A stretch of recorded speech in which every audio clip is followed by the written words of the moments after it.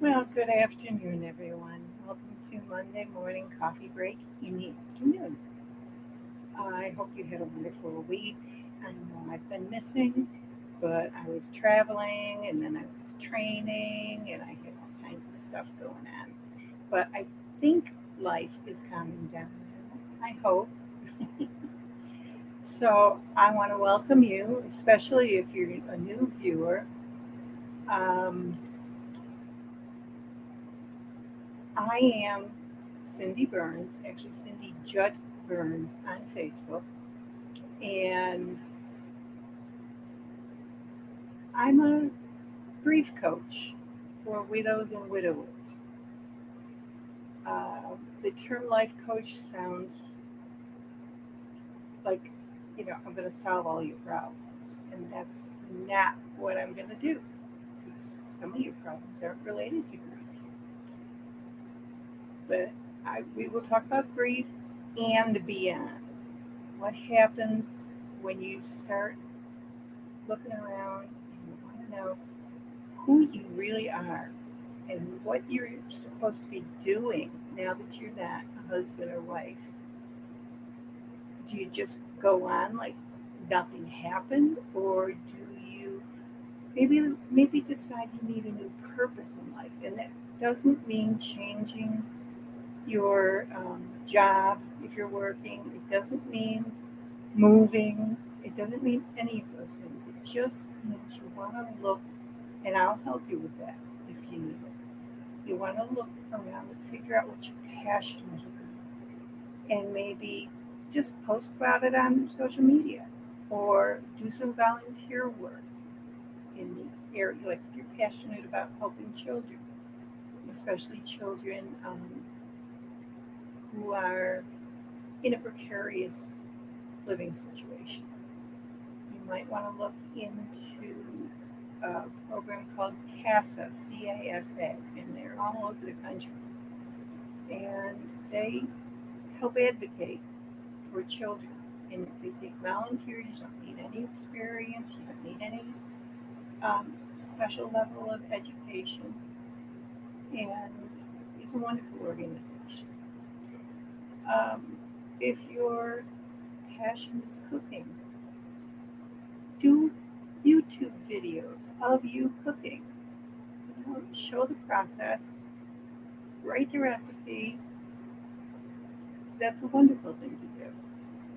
Arts and crafts, again, YouTube. You just go ahead and, film yourself making things or have somebody else film you. That's even more fun. But anyway, we're not talking about the future now. Right now, we're talking about what we're going through now. And I say we because I am a widow. I am past the grieving stage. I am into the living my passion stage while still grieving. I'm not in active grief. There's a difference, and we'll talk about that some other time. So for today, I want to talk about secondary losses. And your primary loss, of course, is the loss of your spouse. And that grief is going to be probably the most intense feeling or intense set of feelings that you'll ever experience. But in addition to those feelings of loss, loneliness, guilt, regret, all those fun things, you're going to feel the loss of some other things. Maybe it's the loss of financial freedom. Maybe you have to sell or decided to sell your house. It's the loss of your family home, possibly. Um, the biggest one is loss of a support group, loss of friendships, even sometimes loss of family members because they don't understand what's going on with you. They can't feel what you're feeling unless they've gone through it themselves. And then they could possibly be a great support group for you, support member. for support system. That's the word I was looking for. They could be a great support system for you because they've been there. If they're willing to take on that role, not everybody is because it brings up emotions in yourself that I, when I first decided that my purpose was to help other widows and widowers, I was a little concerned that I might bring up feelings that I felt 11 years ago. But I guess I'm made of sturdier stuff because, yeah, it does bring up memories and it does bring up feelings, but I know how to handle them now. It's not acute grief. It's more like chronic grief.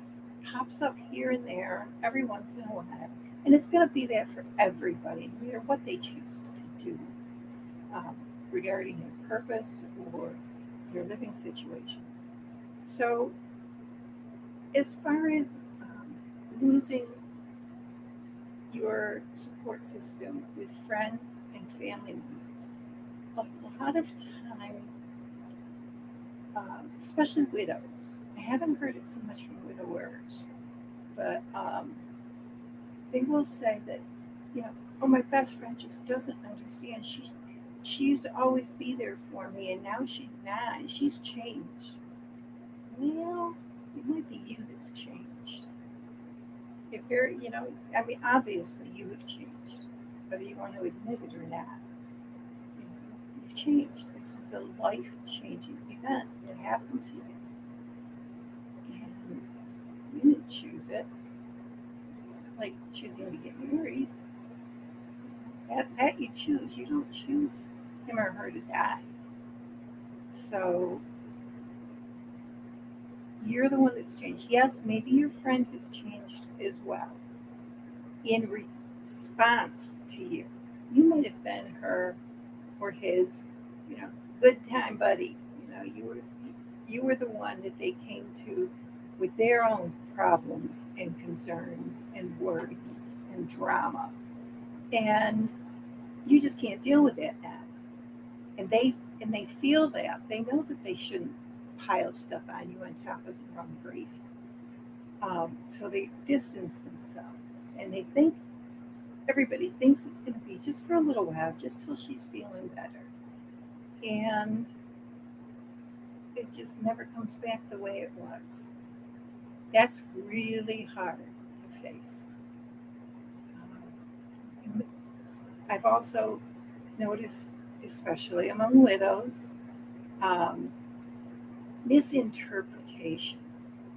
Somebody may say something to you that you take offense to, and you just, if it's online, you just unfriend them or, just ignore them. If it's in person, stop calling them because they hurt you. They're mean. They don't understand. Well, maybe they do, and they just said it in the wrong way. Um, like somebody may say your friends went out, you know, your couple friends went out for dinner in an evening, and you used to go with them, but you didn't get invited this time. And you might think, well, they didn't invite me because, my husband's dead. Well, this shouldn't make any difference. I'm still their friend. Well, they're thinking, gee, you know, I don't think we should ask her this soon after, her or him, this soon after the loss, because she might feel awkward, and I don't want to put her in that kind of a position. And she might have, she or he, I'm so used to saying she, so guys, if you're watching, forgive me. Um, but, you know, the griever might, they might think that the griever would feel not just out of place, but miss her spouse, his or her spouse, more keenly with um, amongst a group of couples, so they don't invite her. And when she asks, if she, when you ask, if you ask, they may say something like, "Well, we didn't think you'd feel comfortable," and you interpret it as, "Oh, I was going to be a fifth wheel. They didn't want me because of that." And the friendships kind of destroyed. You just avoid each other after that. Same thing with family. You have to remember too that they're grieving too. Even your friends, they're grieving the loss of their friend.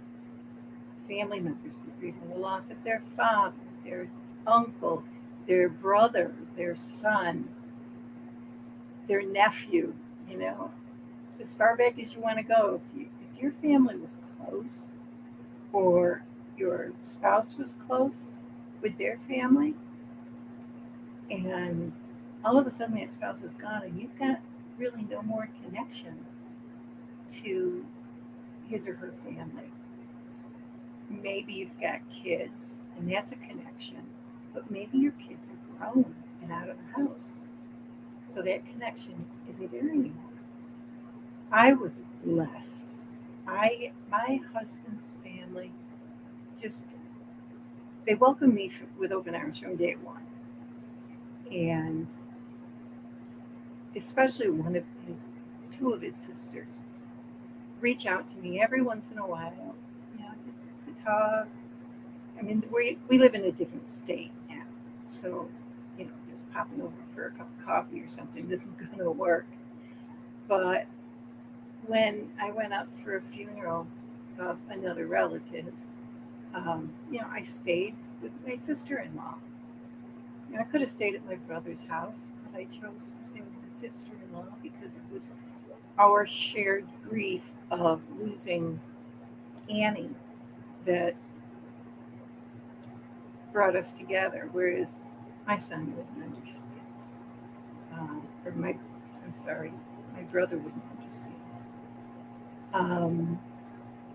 Plus, I think I'd have to sleep in the basement at his house.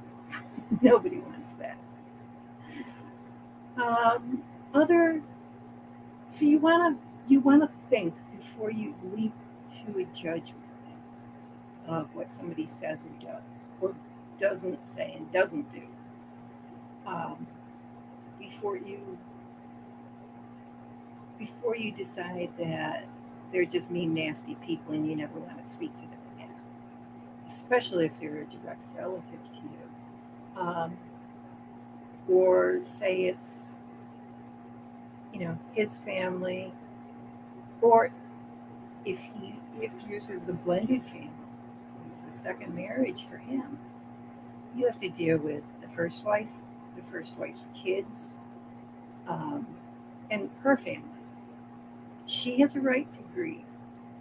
She has a right to feel bad. And if she says something nasty to you, or his kids, if they're grown adults, say something mean to you, just remember that they're grieving too, and give them a little space, give them a little grace, just like you would want it from them. Um, Support systems. If you feel that you've got nobody left around you that you can talk to about your feelings, that you can cry on their shoulder, that will just listen to you, just reminisce, all those kind of things that you need a support group for, or a support system. You can find them either in a one-to-one or face-to-face group. Churches often have them. I think there's a Grief Share is another one that I've heard good things about. Um, I never went to any face-to-face um, groups because, for one thing, I didn't want to sit in a room with other people crying too. I could barely keep it together. I didn't want to hear somebody else's story and cry for them and me. I just didn't want to do it. And also, a lot of the grief groups, unless it says widow or widower group, a lot of the grief groups include all kinds of grief, which is not a bad thing. But I wasn't in a space where I wanted to hear my dog died, or, I mean, I say that I recently had a dog die, and it broke my heart, and I miss him because it's only been maybe a month. So I don't say that to belittle it, but it's not the same. Um, it's not the same when your aunt or uncle or even your parents die. It's just you had an intimate relationship with your spouse, and I don't just mean physically. They were your friend, they were your confidant, they were your everything, and then they're gone. It's not the same as any other loss. I'm not saying it's worse. I'm not saying it's easier. I'm just saying it's different. And that's why I didn't join any of the face-to-face groups. I just didn't want to face other people. And when I felt I could, when I felt I could talk about what was, what I was feeling, what had happened to Dan, um, all that kind of stuff, I went online because I could be faceless. I could be brave behind a keyboard. And then I decided, well, I think it was decided for me that I was going to reach out to help other widows and widowers. Widowers, I just recently added, and I apologize to you all for not including you in the beginning. I just wasn't sure that I could identify what you're feeling. And you'll have to let me know if I do or don't. If there's something you're feeling that I haven't addressed. I don't mean today, but throughout the course of um, my videos. If you're, if I'm not addressing something, let me know. You can leave it in comments. You can send me a message, whatever. Let me know that you'd like me to address a certain thing. Anyway, where was I? It was decided for me. I mean, the fates just came in and said, yeah, this is what you're doing. And the first time I went live was really scary because now I couldn't hide behind the keyboard. And my face was there. My voice was there. And what little I have of it left. I that was really scary for me. And it may not be for you. I mean, the experience of going live and talking about your journey, your grief journey. That may not be for you, but it might be that you want to sit back and read other people's stories. Maybe you've got a solution or a suggestion. That's wonderful. Comment. You know, comment, really. Um, and maybe you're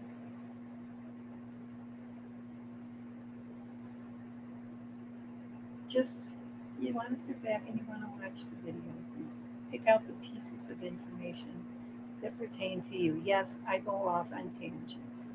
My middle name should be Alice. Actually, my first name, because I chased that white rabbit through so many rabbit holes. But I've gone over by 4 minutes again. I think I'm going to stop saying it's 15 minutes and just say 20. So if you are not a member of my Facebook group, the private Facebook group, only for widows and widowers, let me see if I can find it here for you. There it is. I'm going to leave that there for a minute. So it basically, you don't have to use all the HTTPS stuff. Just search for widows and widowers finding purpose. Forget the events because that brings you here.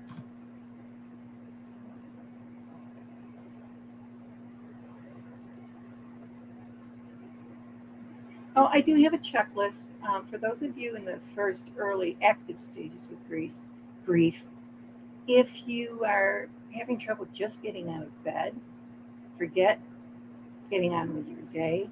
This checklist might help. It's basic, but it gives you each step to get your day going. So get rid of that. No, don't want that. Don't want that. So I will. This is my website. It's a work in progress. I'm redoing it pretty much from the ground up. So please don't judge me on my amateurish website. I did it myself. So I've learned a lot since I did it. So hopefully the next one will be better. So I just want you all, please, leave me any messages you want. I love communicating. Holding things back, holding things in does nobody any good. By sharing your story, you might be helping somebody else realize, oh, I'm not the only one that feels that way. I'm not the only one that went through that. Believe me, knowing you're not alone, huge help. Huge help. Because I didn't know any widows when I was going through the first stages. None. Except my mother. But that's a story for another time, too. All right. I'm going to leave you to your Monday. I hope you have a wonderful week. And I will see you next week right here